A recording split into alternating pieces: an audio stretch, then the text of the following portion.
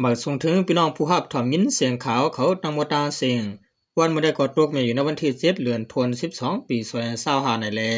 ข่าวเลยยิบตัง3หัวข้อข่าวเสติมาต่างถึงในพี่น้องผู้ปันเฮียงเฮาเขากว่าอยู่ค่ะหัวข้อข่าวที่1เฮอมินซึกมานปล่อยหมากสนาตีจะเวียงเมืองมิดมีกวนดูตายเก่าเกาะป้าลูกหวานเลนในป้าต้อง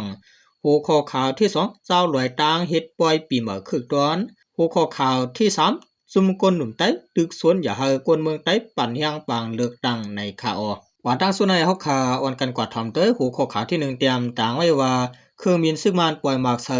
ที่นักเสเวียงเมืองมิดมีกวนดูตายเก่าเกาะป้าลูกหวานเลเมป้าต้องไหนจอมกันค่ะเวียงเมืองมิดอันเป็นนาทีซึกขาเขียงเอตั้งซึกเจ้าคือหลายๆจุ้มโฮมกันพองกันไว้นั้นเมื่อในวันที่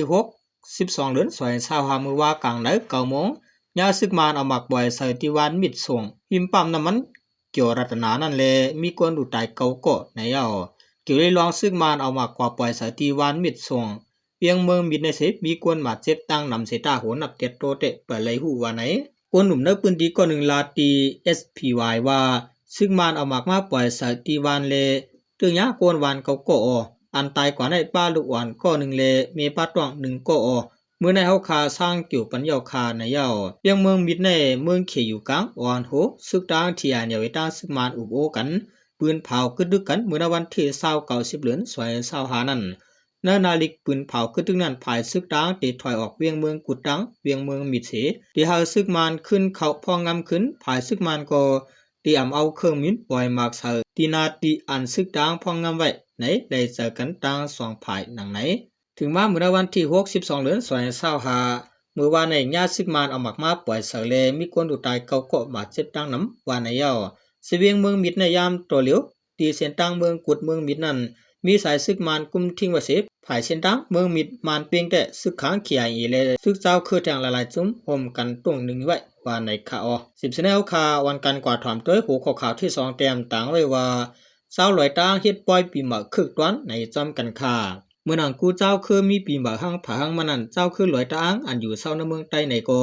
วันการเฮ็ดปล่อยปีหมาฮับตอนปีหมาหนังกันอยู่กูหนุ่มเจ้าตางลาตีจุ่มเงาหางเสียงใต้ว่าวันคืนปีหมาคาแต่ที่เป็นวันที่7 12เดือน25เลวันที่6 12เดือน25ในเฮ็ดปล่อยฮับตอนปีหมาปีเก่า207ปากปลาย16สุดเสียงเสเก็บเข้าปี207ปากปลาย17ปีตางเฮาคันได้นับสอนปีมหาสักเลตเจมือพระเป็นเจ้าไปเกิดอันในแต่คนลงเขาลาดวานันในมันใจขึ้น10ลาดว่าปล่อยปีหมาตีเฮ็ดมามื้อเลยในแต่อำไลหูเตโตกวยกาติเวียงนำคำแต่เฮ็ดคือเข้มปางอยากหรือกูปีปางปล่อยเฮ็ดในหวานกุ้งสะนำคำมีผุนน้ำตับซึกร้อยกวนหลวงทวันเท่าหน้าแลเจ้าตางหลายๆคือเข้าห่มจุ่มตังกะเจ้าลีซอกเจ้าขางเขาก็มาเข้าห่มซ้อมว่าไหนผู้เข้าปางปล่อยได้ยิบซ้อมปิวตางกูก็เหมือนในหนังเก่าที่วานเวียงอันพี่น้องตางอยู่เศร้าก็เฮ็ดปล่อยปีใหม่วันกันปกซ้อมปิวซ้อมเฮือนเย็บเผอมันในคาตอนดาซองหูข้อขาวในก็เลยปึงยิงออกมาตีได้ทีวีออนไลน์เงาห่างเสียงใต้เขาเตรียมต่างไว้มีหนังในข่าว10แนวข่าววันกันกว่าถอมตัวหูข้อขาวที่3เตรียมต่างไว้ว่าจุ่มคนหนุ่มใต้ตึกส่วนอย่าให้คนเมืองใต้ปันเฮียงปางเลือกตั้งไหนซ้อมกันค่ะพอถึงมาในวันที่28ทางเลือนที่10ปาในซึกมันยึดเมืองที่จะได้ปางเลือกตั้งตอน1นำเมืองโฮมตุ่มในเลซุ่มก้นหนุ่มซุ่มตรงวงกวนไต้ละลายซุ่มโฮมกันออกลิกปืนเผาซานคัดหรือปางเลือกตั้ง25ในวันไหนเมื่อในวันที่3เดือนตุลาคมซุ่มก้นหนุ่มแลซุ่มตรงวงกวนในเมืองใต้หาซุ่มโฮมกันออกลิกปืนเผาตึกสวนอย่าเฮอ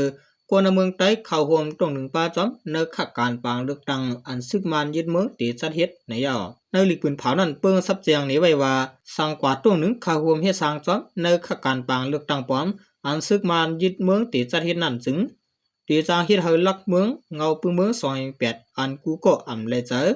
อำหันลีจอมนั้นเปลี่ยนตัวเปลี่ยนตีนมากขึ้นเสียตาตียางไปกว่าจอมเลยเสียนตั้งเฟดเรตีโมครีสีนั่นก็ตีอยากกินห่างไกลกว่าติ๊กในหรือนั่นยังปืนเผากว่าเที่ยงว่านั่นคือคนเมืองใต้ที่มีส่วนเฮ็ดสร้าง